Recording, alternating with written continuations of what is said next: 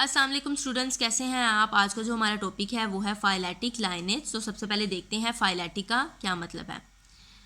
Evolutionary change from ancestor to descendant. Ancestor कहते हैं हमारे आबाओ अजदाद को और डिसेंडेंट कहते हैं आगे से उनकी औलादों को। तो एंसेस्टर से डिसेंडेंट तक जो भी एवोल्यूशनरी चेंज आया है उसको हम कहते हैं फाइलेटिक। लाइनेज का क्या मतलब है, descent in a line from common ancestor, यानी कॉमन एंसेस्टर से डिसेंट तक जो लाइन है उसे हम कहते हैं लाइनेज। अब हम इसकी डेफिनेशन की तरफ आते हैं। So it is an unbroken series of species. ये अनब्रोकन सीरीज है स्पीशीज की जिसको अरेंज किया हुआ है इन एंसेस्टर्स टू डिसेंडेंट सीक्वेंस, जिसको अरेंज किया हुआ है एंसेस्टर से डिसेंडेंट के सीक्वेंस में, with each latter species having evolved from one that immediately precede it।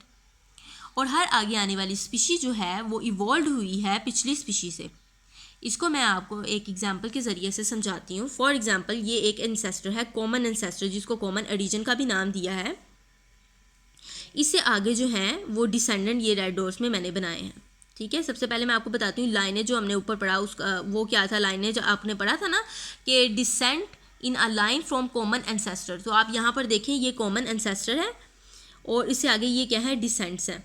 ठीक है, अब ये जो लाइन मैंने बनाई है इसको हम कहते हैं लाइनेज, कॉमन एंसेस्टर से डिसेंडेंट तक। ये मैंने हमको समझाने के लिए बताया है, कॉमन एंसेस्टर से डिसेंडेंट तक। और यहाँ पर आप देख रहे हैं कि ये दो लाइनेजेस हैं, ये दो से ज़्यादा भी हो सकती हैं। ठीक है, अब हम डेफिनेशन की तरफ आते हैं। डेफिनेशन हमें कहती है कि it is an unbroken series of species. अब यहाँ ये मैंने जितने भी आगे बनाए हैं ये मैंने स्पीशीज़ बनाए हैं। ठीक है, ये अनब्रोकन है, अनब्रोकन सीरीज़ है। ठीक है, ऐसा नहीं है कि ये जो स्पीशी कॉमन ओरिजिन से अराइज हुई है ये अपनी ही अलग ही कोई लाइनेज बना ले, ऐसा नहीं है। ठीक है, ये अनब्रोकन सीरीज़ है स्पीशी की जिसको अरेंज किया हुआ है एंसेस्टर से डिसेंडेंट सीक्वेंस पर, और हर आगे आने वाली जो स्पीशी है वो इवॉल्व हुई है पिछली स्पीशी से। फॉर एग्जांपल ये जो रीसेंट स्पीशी है ये इवॉल्व हुई है पिछली स्पीशी से, और ये स्पीशी इवॉल्व हुई है पिछली स्पीशी से। इस तरह क्या हुआ है कि एवोल्यूशनरी चेंजेस आती रही हैं।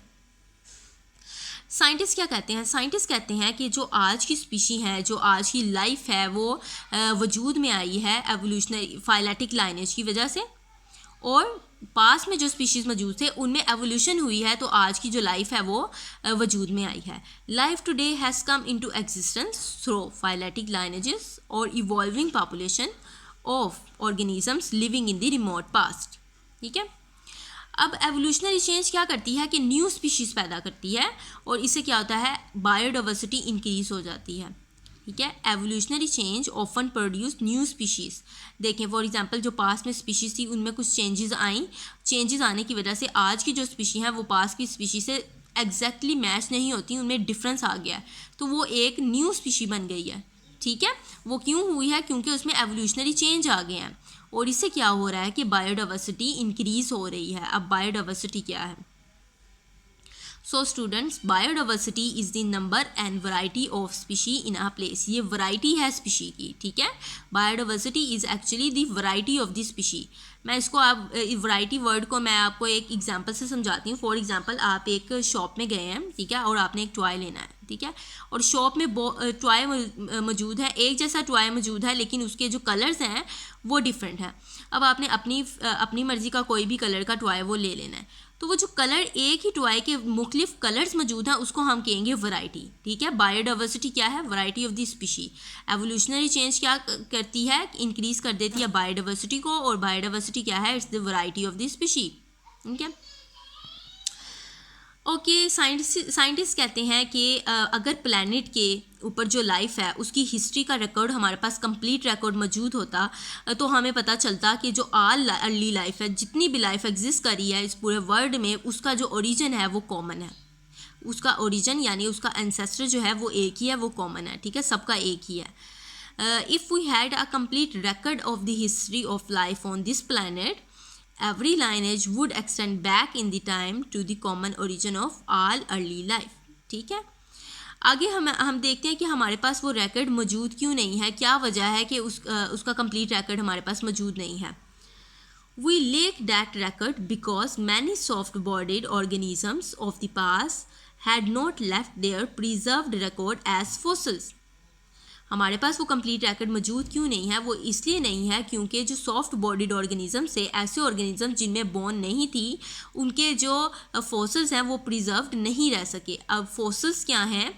Fossils are the remains of plants and animals. ठीक है, प्लांट्स और एनिमल्स के रिमेन्स हैं जिनको बडीड कर दिया गया था under the surface of the earth हज़ारों साल पहले, और उनके निशानात जो हैं सॉफ्ट बॉडीड ऑर्गेनिज्म के फॉसिल्स मौजूद नहीं हैं। वो इसलिए क्योंकि इनके पास बोन नहीं थी, इसलिए इनको सॉफ्ट बॉडीड ऑर्गेनिज्म कहा जाता था। इसको मैं आपको एक एग्जांपल के ज़रिए समझाती हूँ। हमें आज के दौर में कैसे पता चला कि डायनासोर्स एग्जिस्ट करते थे? डायनासोर एग्जिस्ट करते थे हमें आज के दौर में कैसे पता चला? वो हमें ऐसे पता चला जब हमें उनके फॉसिल्स मिले, उनकी बोन्स मिले, उनके स्केलेटन मिले, और फिर जब हमने देखा उनको तो हमें पता चला कि वाकई जो एंशियस टाइम थे उनमें जो थे डायनासोर एग्जिस्ट करते थे, और आज के दौर में वो नहीं हैं। ठीक है, ये हमें कैसे पता चला? फॉसिल्स के रिकॉर्ड से। ठीक है, अगर हमारे पास वो बोन्स, हमारे पास स्केलेटन्स ना होते तो हमें कैसे पता चलना था कि डायनासोर्स जो एग्जिस्ट करते थे? हमें नहीं पता चलना था। तो सॉफ्ट बॉडीड ऑर्गेनिज्म, क्योंकि उनके पास कोई बोन ही नहीं है, हज़ारों साल ज़मीन में दफन रहने के बाद क्या उनका कोई निशान बचना था? नहीं बचना था। तो इसलिए सॉफ्ट बॉडीड ऑर्गेनिजम्स के फॉसिल रिकॉर्ड ना होने की वजह से हमारे पास वो पूरा कंप्लीट रिकॉर्ड मौजूद नहीं है हिस्ट्री ऑफ लाइफ का। ठीक है, तो इसलिए साइंटिस्ट कह रहे हैं कि हमारे पास कंप्लीट जो लाइफ है ऑन दिस प्लैनेट उसकी हिस्ट्री का वो रिकॉर्ड जो है वो मौजूद नहीं है। अगर होता तो हमें पता चलता कि तमाम जो लाइफ है वो एक उसका ओरिजिन जो है वो कॉमन है, वो उसका एंसेस्टर जो है वो सेम है।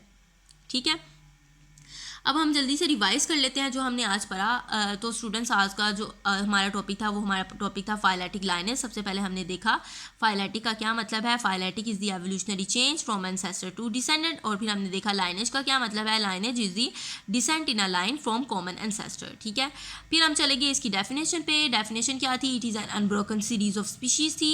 ये अनब्रोकन सीरीज थी स्पीशी की जिसको अरेंज किया हुआ था एंसेस्टर से डिसेंडेंट सीक्वेंस में, with each later species having evolve from one that immediately proceed it. और जो हर आने वाली आगे स्पीशी थी वो इवॉल्व हुई थी पिछली स्पीशी से। फिर साइंटिस्ट ने बताया कि जो life today has come into existence, जो आज की लाइफ है वो वजूद में आई है फाइलेटिक लाइनेज की वजह से, और पास में जो स्पीशी मौजूद थी उनमें एवोल्यूशन हुई है तो आज आके न्यू स्पीशीज़ बनी है। साइंटिस्ट कहते हैं कि एवोल्यूशनरी चेंज जो है वो न्यू स्पीशीज़ को प्रोड्यूस करता है, और क्या होता है? बायोडाइवर्सिटी इससे इंक्रीज हो जाती है। और बायोडाइवर्सिटी क्या है? Biodiversity is basically the number and the variety of the species in a place. ठीक है, कॉमन ओरिजिन की तरफ हम आए। साइंटिस्ट ने कहा हमारे पास कंप्लीट रिकॉर्ड ऑफ लाइफ जो है दिस प्लैनेट का वो मौजूद नहीं है। वो क्यों मौजूद नहीं है? क्योंकि बहुत से सॉफ्ट बॉडीड ऑर्गेनिज्म से उनका जो फॉसिल्स हैं उनका वो मौजूद नहीं है, जिसकी वजह से हम ये नहीं बता सके कि तमाम जो लाइफ थी अर्थ के ऊपर उनका जो ओरिजिन है वो सेम है। यानी तमाम जो लाइफ है अर्थ पे जो मौजूद है उसका ओरिजिन कॉमन है, सेम एंसेस्टर से वो इवॉल्व हुए हैं। जिस तरह यहाँ मैंने आपको शुरू में एग्जाम्पल में भी समझाया था कि तमाम ऑर्गेनिज्म का, साइंटिस्ट कहते हैं कि तमाम ऑर्गेनिज्म का जितनी भी लाइफ एग्जिस्ट करती है वर्ल्ड में उसका जो ओरिजिन है वो सेम है, उसका एंसेस्टर जो है वो कॉमन है। जिस तरह ये दो लाइनेज है, अगर इनको ट्रेस बैक किया जाए तो क्या हो रहा है? इनका जो ओरिजिन यानी इनका जो एंसेस्टर है वो सेम था। सो ये आज का हमारा टॉपिक था। अगर आप चाहते हैं कि इनसे नेक्स्ट टॉपिक की वीडियोस आपको फ़ौरन मिल जाए तो please subscribe my channel and like it. मिलते हैं हम अपनी नेक्स्ट वीडियो में, तब तक के लिए अल्लाह हाफ़िज़।